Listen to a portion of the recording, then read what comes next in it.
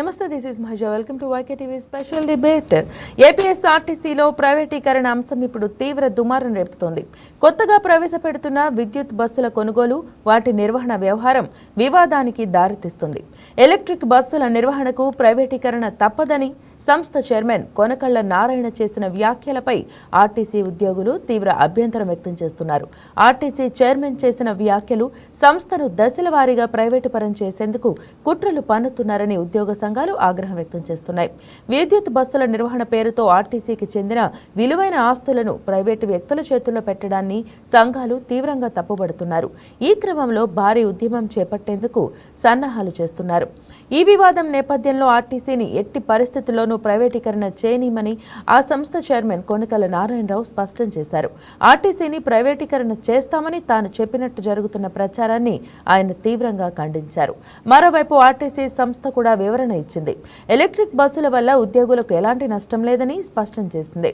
ప్రధానమంత్రి ఈ బస్సు సేవా పథకం కింద రాష్ట్రానికి 1050 బస్సులను కేంద్రం కేటాయించిందని తెలిపింది. వీటికి కేంద్రమే టెండర్లు పిలిచి పినాకిల్ ఇండియా లిమిటెడ్ సంస్థ బస్సులు సరఫరా చేసేలా నిర్ణయించిందని పేర్కొంది. ఇక ప్రైవేటీకరణ ఉండదని, అసత్య ప్రచారాలు నమ్మొద్దని ఉద్యోగులకు విజ్ఞప్తి చేసింది. మొత్తానికి ఎలక్ట్రిక్ బస్సుల వ్యవహారం ఆర్టీసీ సంస్థలో మరోసారి ప్రైవేటీకరణ చిచ్చుకు కారణమైంది. ఇక ఇదే అంశం మీద ఈరోజు మనతో చర్చలో పాల్గొనడానికి కృష్ణాంజనేయులు, చెవుల రాజకీయ విశ్లేషకులు పి చరణ్ సాయి యాదవ్, టీఎన్ఎస్ఎఫ్ ప్రధాన కార్యదర్శి ఎల్ఎం మోహన్ రెడ్డి గారు, వైసీపీ రాష్ట్ర కార్యదర్శి కె రాజేష్, అనంతపురం జిల్లా బీజేపీ అధ్యక్షులు అందరూ కూడా వచ్చారు. సో అందరికీ నమస్తే sir, welcome to YKTV debate. Sir, ముందుగా చరణ్ సాయి యాదవ్ గారు చెప్పండి, కొనకళ్ళ గారి వ్యాఖ్యలు ప్రైవేటు భాగస్వామ్యం తప్పదు అని చెప్పారా, నిజంగానే ప్రైవేటు పరం అని చెప్పారా? దీన్ని ఎలా చూడాలంటారు? నమస్కారం మీకు, ప్యానెల్లో ఉన్న సభ్యులందరికీ.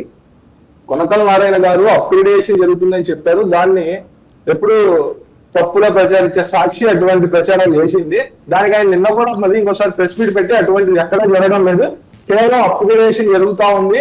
కేంద్రం ఏదైతే ఈరోజు బస్సులు ఇస్తా ఉందో దాంట్లో ఎంప్లాయీస్ కూడా డ్రైవర్ తప్ప మిగతా కండక్టర్లు కానీ దాని మేనేజ్మెంట్ కానీ అంతా కూడా APSRTC చూసుకున్నారని చెప్పి క్లియర్ గా చెప్పారు. ఎక్కడ కూడా ఆర్టీసీ ప్రైవేట్ పరం చేస్తుందని కూటమి ప్రభుత్వం ఎప్పుడు చెప్పలేదు, అటువంటిది ఎప్పుడు జరగదు కూడా. ఎంతసేపు అభివృద్ధిని ఎలా ఆపాలని చెప్పి ఈరోజు వైసీపీ వాళ్ళు చేసే కుట్ర తప్ప దీంట్లో ఎటువంటి ప్రైవేటీకరణ చేసే పరిస్థితి ఎక్కడ కూడా ఆర్టీసీలో లేదు. ఆర్టీసీ స్వేచ్ఛగా ఈరోజు ప్రభుత్వం తరఫున నడుస్తుందని చెప్పి ఇంకోసారి మేము క్లియర్ గా చెప్తా ఉన్నాం. ఈ రోజు ఆర్టీసీని భ్రష్టు పట్టించిన వైసీపీ ప్రభుత్వం ఆ రోజు సిద్ధం సభకి విచ్చలవిడిగా ఆర్టీసీని వాడుకొని ఆర్టీసీకి ఆర్టీసీ నష్టాలు పడేసింది ఆ రోజు వైసీపీ ప్రభుత్వం. ఈ రోజు కేవలం కేసీఆర్ కాలు మొక్కి ఆ రోజు TSRTC రేట్ల కన్నా APSRTC రేట్లు పెంచి ఆఖరికి ఆంధ్ర రాష్ట్ర జనాన్ని కూడా TSRTCలో ప్రయాణం చేసేటట్టు చేసి ఆంధ్ర రాష్ట్ర ప్రభుత్వానికి సంబంధించిన APSRTCలు కూడా పూర్తి నష్టాలు పెట్టింది వైసీపీ ప్రభుత్వం. కారణంగా ఈరోజు అడుగుతా ఉన్నాం. ఈరోజు ఎంతసేపు కేవలం వాళ్ళ సొంత వృద్ధికి తప్ప ఈరోజు ప్రజల పక్షాన కానీ ఇంట్లో విధంగా కానీ వైసీపీ ప్రభుత్వం ఎక్కడ అటువంటి చర్యలు తీసుకోరు.